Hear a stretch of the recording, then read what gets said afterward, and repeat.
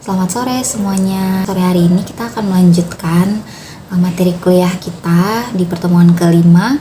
Materi ini berjudul radiasi benda hitam dan juga pergeseran Wien. Nah, kita langsung saja masuk ke materi yang pertama, yakni radiasi benda hitam. Seperti yang sudah kita pelajari waktu kita masih di SD, SMP, dan juga SMA, bahwa ada 3 cara perpindahan kalor, yakni dengan cara konduksi, konveksi, dan juga radiasi. Barangkali kalian masih ingat kan pengertian masing-masing konduksi, konveksi, dan juga radiasi. Yakni kalau konduksi itu adalah perpindahan kalor tanpa disertai perpindahan partikel zat. Lalu konveksi itu perpindahan kalor disertai dengan perpindahan partikel zat. Lalu kalau radiasi itu adalah perpindahan kalor tanpa memerlukan zat perantara. Nah, kalau kita lihat di gambar yang ada di sini, ini ada gambar seseorang sedang memanaskan air menggunakan tungku api. Nah, di situ terjadi peristiwa konduksi, konveksi, dan juga radiasi. Konduksi itu terjadi di peristiwa ketika dia memegang gagang panci yang dia pakai untuk memasak air. Nah, ketika dia masak air di situ, pancinya pasti akan terasa panas di gagangnya. Nah, itu adalah contoh peristiwa perpindahan kalor dengan disertai perpindahan partikel zat, sehingga air yang panas yang kena api itu adalah bagian bawahnya panci, akan tetapi di pegangan panci itu juga terasa panas. Selanjutnya ada peristiwa kedua, yakni konveksi, perpindahan kalor disertai perpindahan partikel zat, yakni ada gambar panah biru di situ. Nah, itu ketika ada air yang dipanaskan, maka dia akan naik ke atas dan juga ada yang turun ke bawah. Jadi airnya itu kayak berputar di dalam panci. Nah, jadi sampai semua air itu terasa panasnya merata, sehingga kalau ada air yang mendidih itu suka ada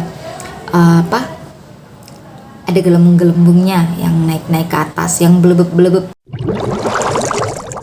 Nah, kira-kira begitu. Lalu yang ketiga adalah kalau dia memasak pakai tungku ataupun pakai kompor, api itu ada di kompor, tetapi kita bisa merasakan panasnya. Jadi ketika kita pakai api, dia memasaknya kan pakai tungku nih di gambar ini. Nah, itu terasa rasa panas yang di tungku, tapi manusia yang ada di pinggir yang megang panci juga merasakan panasnya, rasa panas daripada api. Nah, ini adalah bentuk perpindahan kalor, dia tanpa melalui apapun di situ, tapi kita bisa merasakan. Contoh yang lainnya adalah juga panas matahari. Nah, panas matahari itu ada di luar angkasa, di jauh lah, pokoknya di jauh ya. Ini kan bumi, sebelum bumi di depannya itu ada Venus. Nah, di depannya Venus ada Merkurius, di depannya Merkurius baru ada matahari. Jadi dia sudah melewati 2 planet baru ke kita, tapi kita masih bisa merasakan panasnya matahari. Nah, itu adalah salah satu contoh radiasi, yakni perpindahan kalor tanpa memerlukan zat perantara. Oke. Nah, benda hitam itu apa sih? Apakah semua benda yang berwarna hitam itu dia disebut benda hitam? Tidak juga. Jadi benda hitam itu adalah kita istilahkan untuk sebuah benda yang bisa memancarkan atau menyerap radiasi elektromagnetik. Radiasi gelombang elektromagnetik seperti yang sudah kita pelajari di fisika dasar, bahwa gelombang elektromagnetik adalah gelombang yang dalam perambatannya dia butuh medium ataupun tidak butuh medium, dia tetap bisa merambat gitu. Nah, di gambar ini ada 1, 2, 3, 4, 5, 6, 7. Ada 7 jenis gelombang elektromagnetik yakni masing-masing yang pertama adalah gelombang radio, gelombang mikro atau microwave, lalu inframerah atau infrared, visible atau cahaya tampak, yakni cahaya yang tampak bisa dilihat oleh mata kita. Dan juga yang berikutnya adalah ultraviolet atau ultra ungu, lalu X-ray dan juga sinar gamma. Nah, di gambar ini ada lihat wavelength atau dalam satuan meter atau panjang gelombang, atau yang kita sebut dengan simbolnya itu adalah lambda. Lambdanya masing-masing gelombang radio 10 pangkat 3, gelombang mikro 10 pangkat minus 2, gelombang infrared itu 10 pangkat minus 5, cahaya tampak itu 0,5 kali 10 pangkat minus 6, lalu ultraviolet 10 pangkat minus 8, lalu sinar X 10 pangkat minus 10, dan juga sinar gamma 10 pangkat minus 12. Nah, kalau kita bisa lihat dari angka ini, maka semakin ke arah dari radio ke gamma berarti ke kanan ya. Semakin ke kanan itu panjang gelombangnya akan semakin kecil. Nah, sedangkan kalau ada garis merah yang garis merah itu menyimbolkan panjang gelombangnya. Jadi dari radio ke microwave, infrared dan seterusnya akan semakin rapat. Artinya panjang gelombangnya semakin kecil. Nah, semakin ke kanan juga itu ada frekuensi ya, frekuensi hertz, radio 10 pangkat 4, microwave dan seterusnya ke kanan itu semakin besar pangkatnya. Nah, semakin besar pangkatnya dari 10 pangkat 4 ke 10 pangkat 20. Nah, bertanda bahwa apa? Bahwa kalau semakin ke kanan panjang gelombangnya semakin kecil, namun frekuensinya itu semakin besar, makin besar. Dan juga semakin ke kanan di situ ada temperatur atau suhu. Semakin ke kanan dari 1 Kelvin ke 10.000 Kelvin. Jadi semakin ke kanan dari gelombang radio sampai ke sinar gamma yang paling panas atau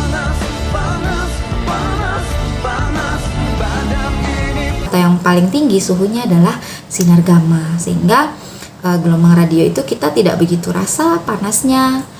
Gelombang mikro juga demikian, microwave dan seterusnya, tapi X-ray dan sinar gamma itu kita bisa merasakan panasnya. Bahkan X-ray itu kan yang kita pakai sehari-hari untuk bukan sehari-hari juga sih, yang kita pakai untuk rongseng. Nah, untuk rongseng, foto rongseng itu kita boleh foto rongseng lagi setelah 3 bulan kemudian. Karena apa?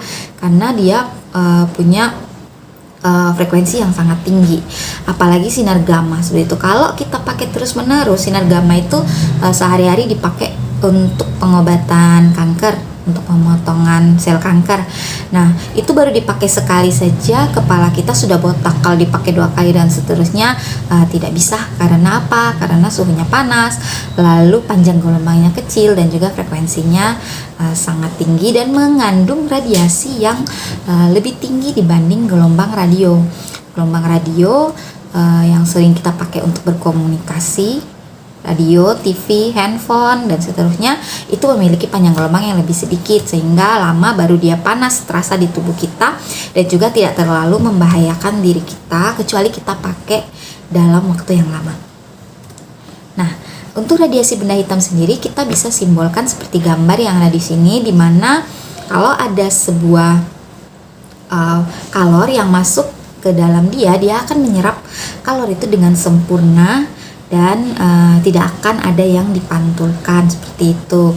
Nah, ini berdasarkan ilustrasi saja. Jadi untuk radiasi benda hitam itu dia harus menyerap sempurna ataupun memantulkan sempurna. Nah, jadi biasanya kalau kalian lihat orang-orang yang memakai baju hitam tuh dia lebih terlihat hot ya dibanding orang-orang yang pakai baju warna lain. Aduh mama, ada cowok baju hitam membuat saya terpana. Oke, itu hanyalah sebuah intermezzo.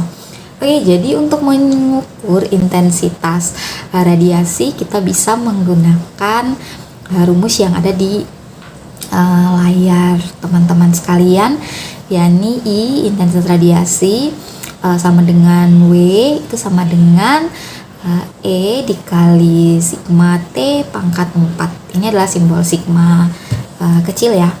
Nah, di mana I ini adalah intensitas radiasi, satuannya adalah watt per meter pangkat 2. Lalu E ini adalah emisivitas benda, nilainya itu boleh 0, boleh 1, boleh di antara 0 dan 1.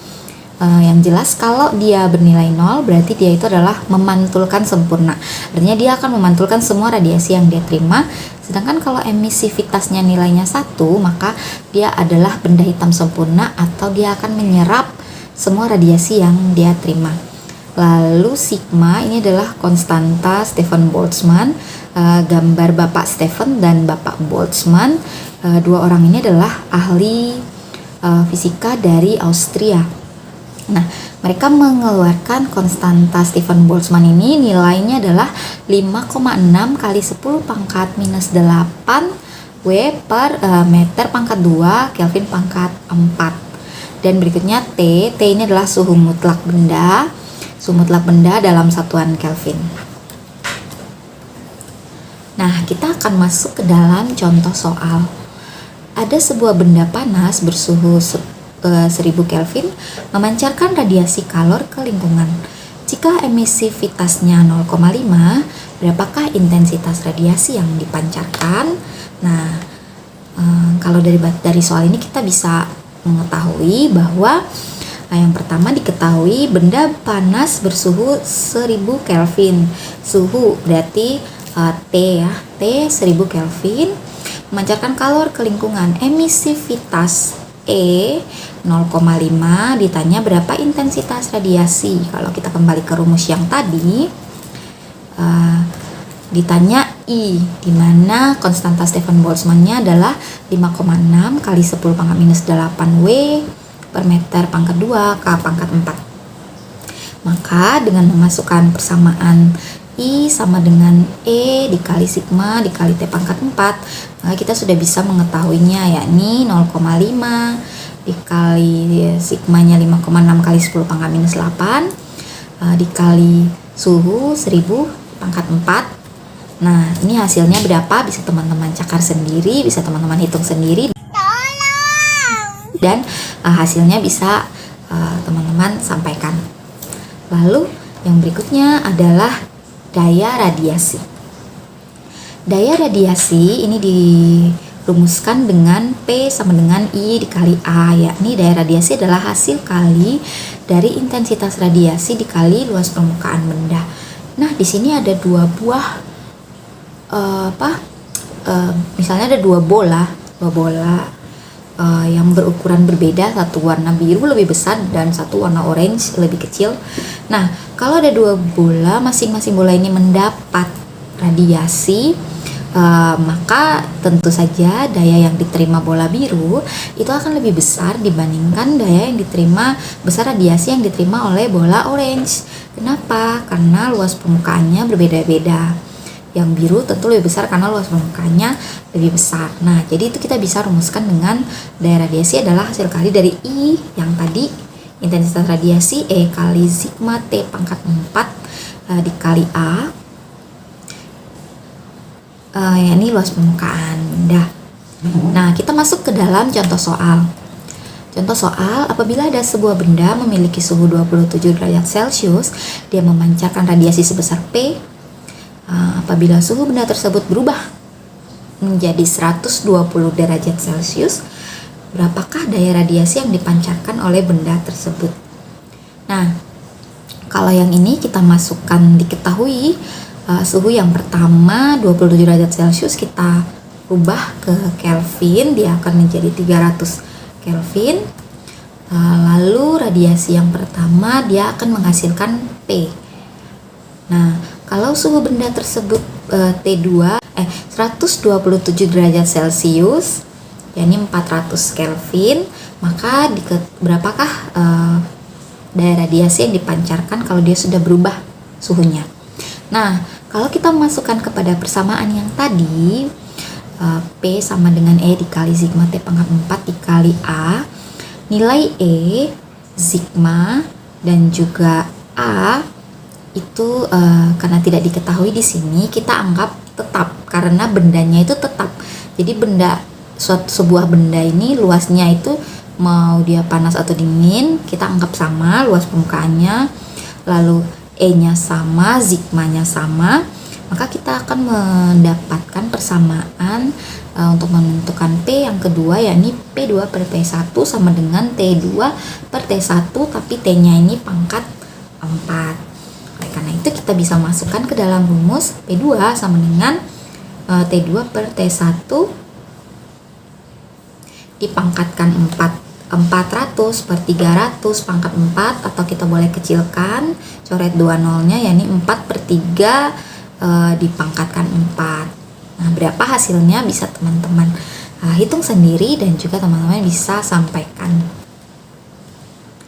Nah, contoh yang kedua, ada sebuah logam berbentuk kubus bejal dengan rusuk 10 cm dan bersuhu 727 derajat Celcius, memancarkan radiasi kalor ke lingkungan.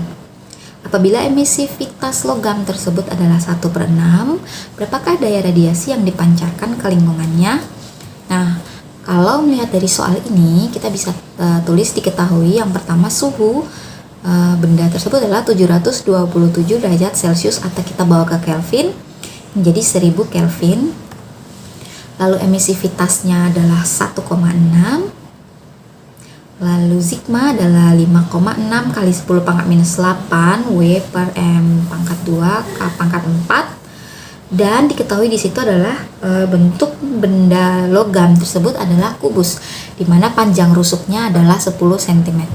Nah, luasnya belum diketahui A-nya, sehingga kita bisa mencari A dengan rumus luas kubus, yakni panjang rusuknya dikuadratkan dikali dengan 6, karena ada 6 rusuk dalam sebuah kubus, sehingga kita bisa tahu A sama dengan 6 kali 10 kali 10, yakni 600 meter persegi.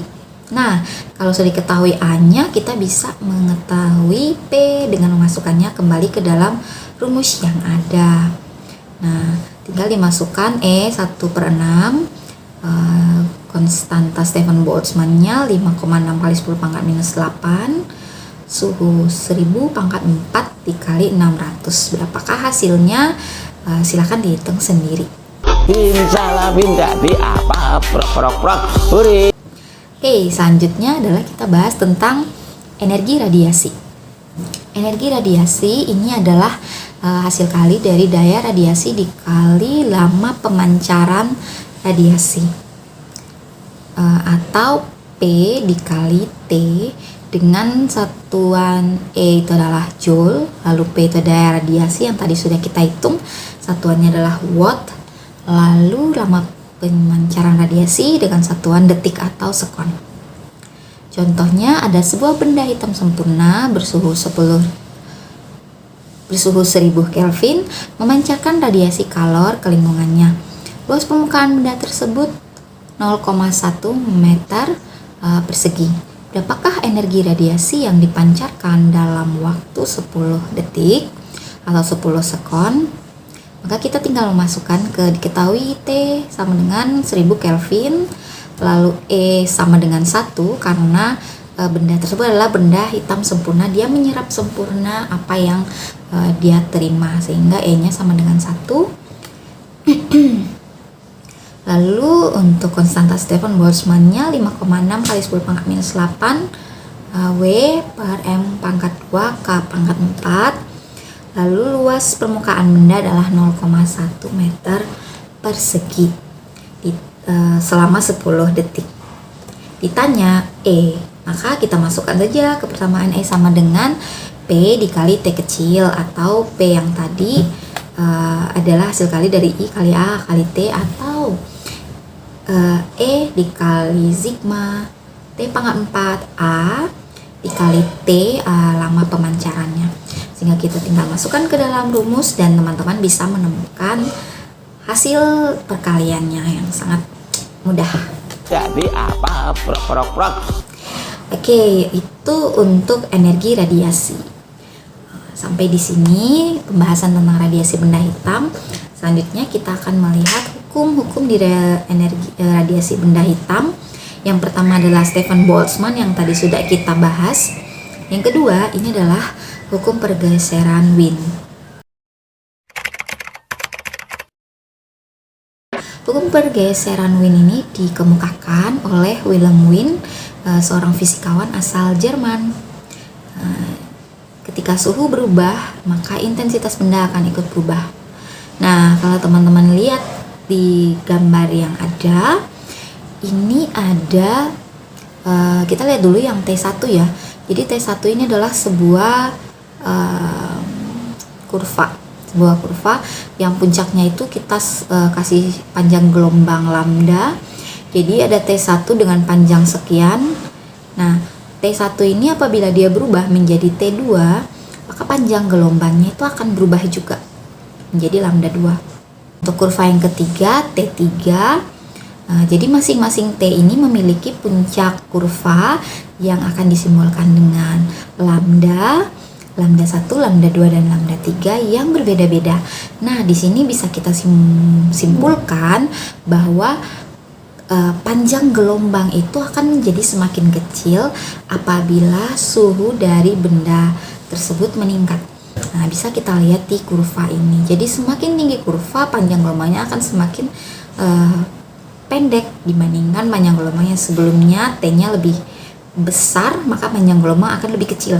Sehingga dapat kita simpulkan bahwa panjang gelombang itu berbanding terbalik dengan T dalam kasus ini. Untuk persamaan pergeseran Wien dirumuskan sebagai berikut. Lambda dikali T sama dengan C, di mana C ini adalah konstanta Wien yang bernilai 3 kali 10 pangkat minus 3 meter Kelvin. Kita akan masuk dalam contoh soal.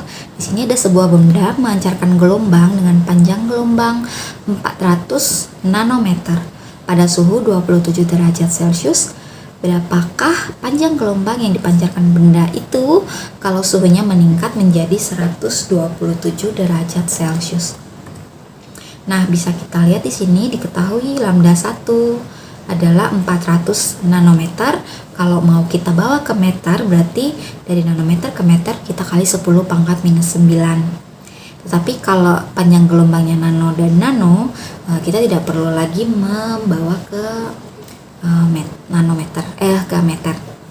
Nah, di sini lambda 1 400 nanometer, lalu diketahui suhu yang pertama 27 derajat Celcius, kita bawa ke Kelvin menjadi 300 Kelvin. Suhu yang kedua dia berubah menjadi 127 derajat Celcius atau 400 Kelvin. Nah, yang ditanya adalah lambda 2. Lambda 2-nya berapa? Kita tinggal masukkan ke rumus. Kalau lambda dikali T sama dengan konstanta Wien atau konstan, sehingga lambda 1 dikali T1 itu sama dengan lambda 2 dikali T2 sama dengan lambda 3 dikali T3 dan seterusnya. Maka kita tinggal memasukkan lambda 1 kali T1 400 kali 300 sama dengan lambda 2 kali T2, lambda 2 dikali 400. Karena sisi kiri dan sisi kanan ada 400, boleh kita coret dan kita bisa melihat hasilnya lambda 2 sama dengan 300 nanometer. Oke, contoh yang kedua, sebuah benda hitam sempurna memancarkan radiasi kalor ke lingkungannya. Panjang gelombang membawa intensitas sebesar 600 nanometer. Kira-kira berapa suhu benda tersebut? Nah, maka kita bisa memasukkan di sini panjang gelombang lambda 600 nanometer, atau kita bawa ke meter 600 kali 10 pangkat minus 9 meter. Lalu konstanta Wien yang sudah diketahui yakni 3 kali 10 pangkat minus 3 meter Kelvin. Tinggal dimasukkan ke dalam persamaan untuk mencari T. Lambda dikali T sama dengan C. Tinggal dimasukkan, maka T sama dengan berapa? Nah, itu bisa teman-teman hitung sendiri. Jadi apa? Prok. Dan bisa teman-teman sampaikan di pertemuan yang selanjutnya ya. Oke, terima kasih untuk perhatiannya di kuliah sore hari ini. Semoga pertanyaan-pertanyaan tadi bisa dapat dijawab dengan materi-materi yang sudah saya berikan. Apabila materi masih sulit untuk dimengerti, boleh teman-teman bertanya secara pribadi kepada saya, atau boleh juga bertanya melalui kolom session yang ada di LMS teman-teman. Terima kasih banyak atas partisipasinya dan selamat belajar.